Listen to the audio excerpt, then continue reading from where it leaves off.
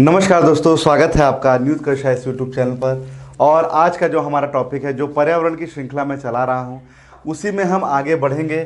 और आज एक महत्वपूर्ण टॉपिक मैं आप सबके समक्ष ले आया हूं, जिसका नाम है प्रोजेक्ट टाइगर।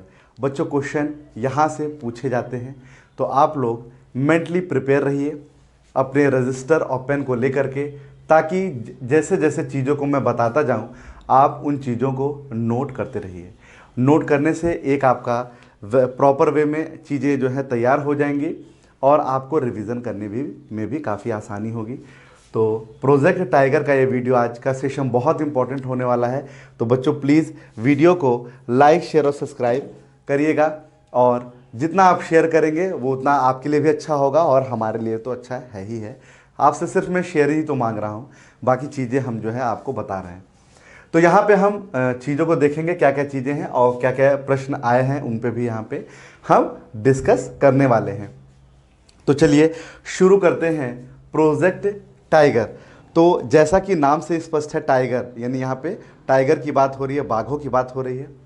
तो उनके कंजर्वेशन के लिए जो प्रयास किए जा रहे हैं, क्योंकि बच्चों क्या है कि इनकी संख्या में लगातार गिरावट आ रही थी। जब देखा गया कि बाघों की संख्या में लगातार हमें जब गिरावट देखने को मिली, तो उसी क्रम में क्या हुआ कि सरकार ने जो है कई सारे प्रयास करना शुरू किए। जैसा कि मैंने पहले भी कहा है, कंजर्वेशन क्यों किया जाता है? कंजर्वेशन इसीलिए होता है जब किसी एक पर्टिकुलर प्रजातियों की संख्या में गिरावट आना शुरू हुई, यानी कि शुरू हो जाए। वो कोई ज़रूरी नहीं है। अब जैसे कि मैंने बताया था आपको, in situ ex situ conservation भी बताया था। ठीक उसी प्रकार से जब किसी भी, अगर वही जो रूल है, जो नॉर्म्स है, वो जीव जातियों के लिए भी जो है एप्लीकेबल है। तो हमने जब देखा, जब बाघों की संख्या में लगातार गिरावट आना शुरू हुई, उसी क्रम में प्रोजेक्ट टाइगर नाम से एक प्रोजेक्ट लॉन्च किया गया। तो ध्यान दीजिएगा, प्रोजेक्ट टाइगर बाघों की संख्या में लगातार गिरावट के कारण उनके संरक्षण के लिए प्रोजेक्ट टाइगर 1973 में शुरू किया गया था। तो सबसे पहले आपको डेट याद रखनी है कि प्रोजेक्ट टाइगर कब का है बच्चों? 1973 का है। 1973 का है। क्यों शुरू किया गया? क्योंकि इनकी संख्या में लगातार गिरावट आ रही थी। उसी को देखते हुए सरकार ने प्रोजेक्ट टाइगर शुरू किया। कब का है बच्चों? 1973 का है। यह आपको याद रखना है। और आपको अब ये भी पता होना चाहिए कि 1973 का तो है, इससे पहले ठीक एक साल पहले 1972 यानी इसकी स्थापना जो की गई होगी, वो वन्य जीव संरक्षण अधिनियम 1972 के तहत की गई थी। यहाँ लिखा है वन्य जीव संरक्षण अधिनियम के तहत इनकी स्थापना की गई थी। तो आपको यहाँ पे दो फैक्ट कवर करके चलने हैं। वन्य जीव संरक्षण अधिनियम 1972 का है और इसी के तहत 73वें प्रोजेक्ट टाइगर लाया गया। बाघों की संख्या जो जिस तरह से गिर रही थी, उनके संरक्षण के लिए। तो टोटल बच्चों 53 टाइगर रिजर्व हैं। टोटल 53 टाइगर रिजर्व है। जो 53वां है वो गुरु घासीदास है, जो कि छत्तीसगढ़ में पड़ता है। बहुत ही इंपॉर्टेंट है, ध्यान दीजिएगा, ध्यान देने वाली बात है। टाइगर रिजर्व की संख्या कितनी है? 53 है बच्चों। देखिए, लेटेस्ट मैं आपको आंकड़ा बता रहा हूँ। जो 53वां है बच्चों, वो गुरु घासीदास है, जो कि छत्तीसगढ़ में है। जो कि छत्तीसगढ़ में है, ये आपको याद रखना होगा। अब आपको एक चीज़ और याद रखनी है कि अगर हम देखा जाए भारत में बाघों की संख्या, तो जो लास्ट रिपोर्ट जो कहती है भारत में बाघों की संख्या है 2967। कितनी है बच्चों?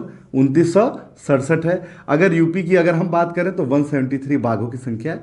यूपी में कितने बाघों की संख्या है? 173। तो ये दोनों ही आंकड़े हमारे परीक्षा के लिए बहुत ज़्यादा इंपॉर्टेंट है बच्चों। ध्यान दीजिएगा, 2967 बाघ हमारे पूरे भारत में हैं, वहीं 173 यूपी में हैं। दोनों ही आंकड़ों को ध्यान से बैठाइएगा दिमाग में। उत्तर प्रदेश में 173 हैं और ऐसे अगर देखा जाए भारत में कितने हैं तो 2967 हैं, जिसमें मैक्सिमम जो है मध्य प्रदेश में है। मैक्सिमम कहाँ है? मध्य प्रदेश में है और उसके बाद कर्नाटक में है। बहुत ज़्यादा अंतर नहीं है। एमपी और कर्नाटक में बहुत ज़्यादा अंतर नहीं है। ध्यान दीजिएगा, मध्य प्रदेश में बाघों की संख्या सबसे ज़्यादा है, उसके बाद कर्नाटक है। ठीक है, चलिए अब हम आगे बढ़ते हैं। तो हम देखेंगे देश में जो टाइगर रिजर्वों की जो सूची है, कहाँ कहाँ पर इनके संरक्षण के लिए क्या क्या कैसे कार्य किए गए हैं। उससे पहले मैं एक चीज़ और आपको और बता दूंगा। एम स्ट्राइप्स का नाम आपने सुना होगा। एम स्ट्राइप्स का संबंध किससे है? बाघों की संख्या के आकलन से है। बाघों की संख्या के आकलन के लिए एम स्ट्राइप जो है लॉन्च किया गया था। तो ये कुछ महत्वपूर्ण तथ्य यहाँ तक आपको जानना है। अब आइए कुछ और इम्पोर्टेंट चीज़ों को हम लोग पढ़ते हैं।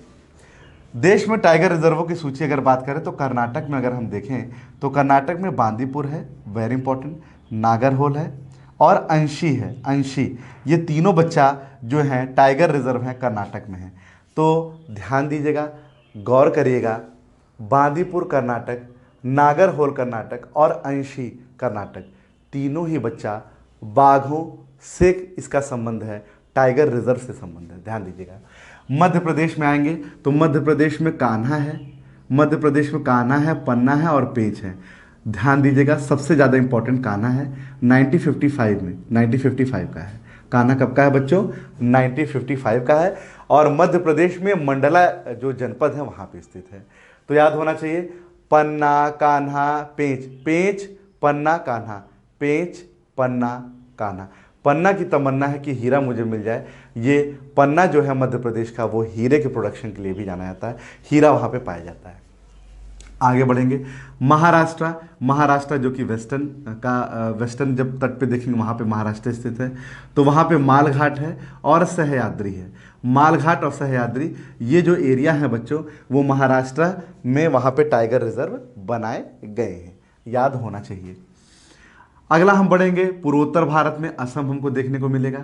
और असम में जब हम देखेंगे तो मानस है, बहुत ही इंपॉर्टेंट है बच्चों, बहुत ही ज़्यादा मोस्ट इंपॉर्टेंट है। मानस असम में है बाघों के लिए। काजीरंगा असम है। तो देखिए, ये वैसे तो एक सींग वाले गेंडे के लिए जाना जाता है काजीरंगा, पर यहाँ ऐसा नहीं कि बाघ नहीं है, बाघ भी है, ठीक है ना। और इसके बाद है नमेरी, बहुत ही इंपॉर्टेंट है, पूछा गया है नमेरी। नमेरी कहाँ पर है ये पूछा गया है, ठीक है। प्रश्न आया है कि नमेरी डैश किस स्टेट में है, तो 4 स्टेट ऑप्शन में दे दिए गए थे। तो नमेरी असम में है ना।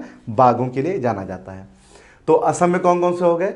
मानस हो गया, काजीरंगा हो गया और नमेरी हो गया। साथ ही साथ काजीरंगा एक सींग वाले गेंडे के लिए भी जाना जाता है, ये भी आपको याद रखना है। तमिलनाडु की मैं बात करूं बच्चों, तमिलनाडु में अन्ना मलाई है और मृदु मलाई है। कैसे याद करोगे? देखिए, मलाई मलाई है ना लास्ट में, तो ये दोनों कहाँ पे हैं? तमिलनाडु में, और बाघों के लिए जाने जाते हैं। तो अन्ना मलाई है और मृदु मलाई, दोनों बच्चों कहाँ पे हैं? तमिलनाडु में है। अब हम बात करेंगे राजस्थान की। राजस्थान की बात करें तो रणथंभौर है और सरिस्का है। रणथंभौर है और सरिस्का है। रणथंभौर और सरिस्का बच्चों, ये दोनों जो जाने जाते हैं वो राजस्थान के हैं, बाघों के लिए जाने जाते हैं। झारखंड में अगर हम बात करें तो पलामू है। झारखंड में जो है पलामू है, ये आपका बाघ रिजर्व यानी टाइगर रिजर्व से संबंधित है। नेक्स्ट हम बढ़ेंगे उड़ीसा, सिमलीपाल। तो सिमलीपाल कहाँ है बच्चों? उड़ीसा में है। सिमलीपाल बच्चों कहाँ पे है? उड़ीसा में है। और ये आपका टाइगर रिजर्व से संबंधित है। इसी क्रम में आगे हम देखेंगे पश्चिम बंगाल। तो पश्चिम बंगाल में सुंदरवन है। तो सुंदरवन, ध्यान दीजिएगा, सुंदरवन पश्चिम बंगाल है। सुंदरी नामक वृक्ष के नाम पे ये सुंदरवन पड़ा था और बाघों से संबंधित है। छत्तीसगढ़ में बच्चों 2 है, एक इंद्रावती है, बहुत ही ज़्यादा इंपॉर्टेंट है, और दूसरा है अचान कुमार। अचान कुमार, ये बच्चों कुछ फैक्ट हैं, इसमें कुछ समझाने वाला नहीं है, पर आप ऐसे ही चीज़ों को अगर नोट कर ले गए तो बहुत आसानी से कर भी ले जाओगे। तो छत्तीसगढ़ में इंद्रावती है, अचान कुमार है, इंद्रावती है, अचान कुमार है। और अब हम बढ़ेंगे अरुणाचल प्रदेश, जहाँ सूरज सबसे पहले उगता है। आप देखेंगे तो नामदफा है, नामदफा है और कामलांग है। नामदफा बहुत ज़्यादा इंपॉर्टेंट है, ध्यान दीजिएगा। नामदफा कहाँ पे है बच्चों? अरुणाचल प्रदेश में है। और दूसरा है कामलांग। कामलांग, कभी कभी कोमलांग भी दे देगा, तो कन्फ्यूज मत होइएगा। दोनों ही बाघ रिजर्व हैं, टाइगर रिजर्व हैं। बिहार, बिहार वाले बच्चे बहुत ध्यान से देखेंगे, आने वाली परीक्षाओं के लिए इंपॉर्टेंट है। वाल्मीकि, वाल्मीकि अभ्यारण्य कहाँ पे है? अभ्यारण्य भी है बच्चों और रिजर्व भी है, दोनों है। तो वाल्मीकि अभ्यारण्य कह लीजिए और या फिर वाल्मीकि टाइगर रिजर्व, दोनों ही बच्चा बिहार में है। कहाँ है? बिहार में है। मिजोरम में है दंपा। तो बहुत इंपॉर्टेंट है, दंपा कहाँ पे है बच्चों? मिजोरम में है। दंपा कहाँ पे है? मिजोरम। देखिए, दंपा में आधा माँ को बाहर करके पूरा माँ करके और इस पर आप मात्रा लगा लीजिएगा, मिजोरम, मिजोरम हो जाएगा, याद हो जाएगा इससे, है ना। केरल, तो केरल में पेरियार है। तो केरल में जो पेरियार है वो टाइगर रिजर्व के लिए जाना जाता है। केरल में बच्चों कौन है? पेरियार है, जो टाइगर रिजर्व के लिए जाना जाता है। आंध्र प्रदेश में नागार्जुन सागर बहुत ही ज़्यादा इंपॉर्टेंट है। श्रीशैलम, नागार्जुन सागर श्रीशैलम, देखिए क्वेश्चन पूछा गया है कि श्रीशैलम जो है कहाँ पे स्थित है, तो आंध्र प्रदेश में, यही पूछा गया है कि श्रीशैलम कहाँ पे स्थित है, आंध्र प्रदेश में है। ये भी एक तरह का टाइगर रिजर्व है। अच्छा, अगर इन सब में हम मोस्ट इंपॉर्टेंट की बात अगर हम कर लें तो बच्चों असम जरूर करके जाइएगा, असम बहुत ज़्यादा इंपॉर्टेंट है। असम बहुत ज़्यादा इंपॉर्टेंट है। दूसरा मध्य प्रदेश वाला, ये भी बहुत ज़्यादा इंपॉर्टेंट है, बहुत ज़्यादा इंपॉर्टेंट है। और हाँ, और एक याद रखिएगा, सरिस्का, सिर्फ सरिस्का राजस्थान का है तो बच्चा सब इंपॉर्टेंट, पर असम, एमपी और राजस्थान का सरिस्का ये मोस्ट इंपॉर्टेंट में से एक है, तो इनको आप जरूर फोकस करिए। बाकी आपको पता होना चाहिए वन्य जीव संरक्षण अधिनियम 1972 का है और इसी के तहत 73 में प्रोजेक्ट टाइगर आया था। भारत में बाघों की संख्या 2967 है बच्चों, मैक्सिमम एमपी में है, उसके बाद कर्नाटक में है। प्रदेश में उत्तर प्रदेश की बात करें तो ये है आपका 173। और एम स्ट्राइब का संबंध जो है बच्चा वो बाघों की संख्या के आकलन से है। ठीक है, तो ये था हमारा आज का वीडियो। आपको कैसा लगा आप मुझे कमेंट में ज़रूर बताइएगा और मिलते हैं प्रोजेक्ट टाइगर में ही नेक्स्ट वीडियो में। अभी के लिए इतना ही, धन्यवाद।